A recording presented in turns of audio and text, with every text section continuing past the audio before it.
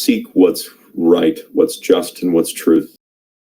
So this is an issue. That means that someone would have had to have been in the apartment on May the 18th, which is verified by other witness testimony, where a neighbor had heard bickering in the apartment on May the 18th. Another person had called in an anonymous tip, seeing a woman at 4:16 p.m. I was corrected on my last stream, 4:16 p.m., standing on Rosalio's patio, whom asked the time of someone that walked past. So there's an odd correlation of events where we have then a testimony of there being people in Gutierrez's home on May the 18th, which is a day after allegedly he was murdered. If there was a murder in that house, how was there no other DNA from the murderer in that apartment? Well, matter of fact, there was DNA from the probable murderer on the cell phone that they found in the freezer. There were 2 alleles that they found on the cell phone, on Mr. Gutierrez's cell phone, that tested absolutely negative, completely excluded Zach. So again, they had DNA evidence that actually exonerated him as being involved in handling this guy's, personal effects and going through his wallet. But then they refused to even recognize that Did they rule out never taken the crime scene. Did they rule out the mother's DNA from the phone? Yeah. So you're telling me that there was unidentified DNA on the phone that didn't belong to Zachariah and Correct. Didn't belong to the victim? Correct. Or anyone they know? Correct. There's also 2 open male beer or bottles. female? Was it male or female? They just said that it was 2 alleles, and they didn't get into it. I don't believe that they gendered the alleles. What? This is so crazy that someone can go to jail on this. To me, somebody with a cell phone and credit cards in the freezer is someone knowing there's someone coming and looking for money, and you can go, look, I got nothing in my wallet. That's what that says to me. I mean, for the record, there was missing cash, so which they didn't really focus on in the case. So Mr. Gutierrez had withdrawn $700 and then $300 out of his bank account, his joint bank account with his mother. So it was like $1,000 that he had taken out of his bank account in like the previous 2 days to the alleged time that this crime occurred, and all of that money was gone, every dollar of it. So, I know that he had sent a message to Sadie about buying baseball equipment or something like that and spent like $200 some or whatever it is. So the remaining hypothetically $600 went where? And someone went through the wallet, right? So the wallet's laying on the couch, the credit cards and the phone are in the freezer. So, why wasn't that focused on as an investigator? I'm befuddled. So then you have one splash where when he hypothetically puts the man down in the back of the van. Why isn't there any other splash? Why isn't there blood draining onto the bumper, blood draining onto the carpet? When the blood saturates the carpet, because this is what they allege, is that the carpet is removed because DNA evidence saturated the carpeting. If that's the case, then why isn't there any blood on any of the hardware or in any of the crevices on any of the hardware in the back of the van? Because there's none. When they test for luminol, they find no blood in any of the bolts, the rivets, any of the brackets, nothing. The van is dark. No blood evidence. Nothing in there. Yeah, you bring it up. No cameras had his vehicle anywhere. Sorry, I didn't mean to cut you off, but you brought that up. I want to point out that Kenosha is on like the far south side of Milwaukee. It's actually like northern suburbs of the northern suburbs of Chicago, okay? So Kenosha is on the state border. You would have to drive through Milwaukee proper and all on the freeway in order to make the drive time work on the state's timeline.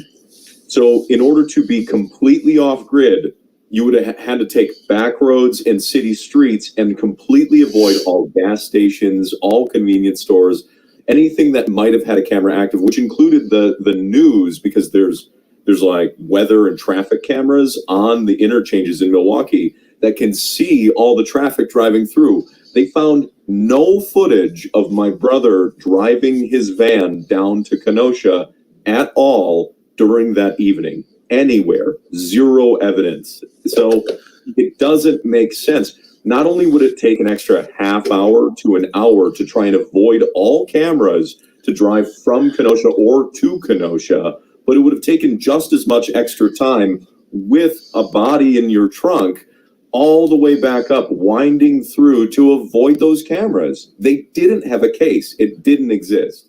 Zach at that time calls 911 for assistance because two men trespassed on his property. They looked like they were hostile, and they were asking. They had asked a couple of questions or mentioned a missing friend or something like that. He didn't know what the hell was happening, and he asked for help. The cops show up, and they arrest him. I don't understand how in any department anywhere would not check the landfill. That was such a big issue for me. When we heard that, so that was the first time that we had heard about them releasing the landfill without searching it. I was sitting next to Jen in the courtroom when they said that, and our jaws dropped. And she and I looked at each other and we were like, "Are you kidding me?" You know, these police officers released this landfill. They might have absolutely just admitted on the stand that they robbed the Gutierrez family. They robbed Celia Patterson the opportunity of closure because they decided not to do their job. You know, the Correa's rationale was that they didn't have the manpower, but it was in Illinois. It was a totally different jurisdiction. There was a totally different police force there that they were supposed to call in to assist with this search, and they just didn't. And I mean, I work in healthcare too. That's like a punch in the stomach. The empathy in me was just completely ripped out. I had no idea how they would just let it go because there was carpet missing in a van. You don't know that there's not evidence in this landfill right now. What are you doing? So do you think they coached her into? So there was a statement by Schrader about coaching, specifically addressing coaching to the jury in this situation, where he said, well, the DA is allowed to meet with people to go over their testimony, and some people call that coaching. In this situation, the DA spent so much time with my niece that it is not questionable. And this is an inappropriate amount of time to spend with a minor witness. So, to my understanding, it was 40 hours. So 40 hours one-on-one with one witness. How is that just going over a testimony? You know, in a custody dispute. And I feel like that's exactly what would happen. Otherwise, why are you from Mexico calling the police? If it's dangerous, if it's a bad situation, your friend should be calling the police. Who's actually there, the one that's in danger. I mean, it was pretty evident that Rebecca was colluding with Sadie to try and set Zach up, and Zach had told me that years ago. Like it was a problem that he recognized that Sadie's behavior and how she treated him got much worse the more time she spent with Rebecca, which is one of the reasons why Zach and Rebecca never got along, is because it was like the way Zach described it, it was that he and Rebecca were competing for Sadie's adoration. And he told Sadie flat out that he wasn't interested in competing that way. Like, if you're going to be with your friend, then be with your friend. Like, that's fine.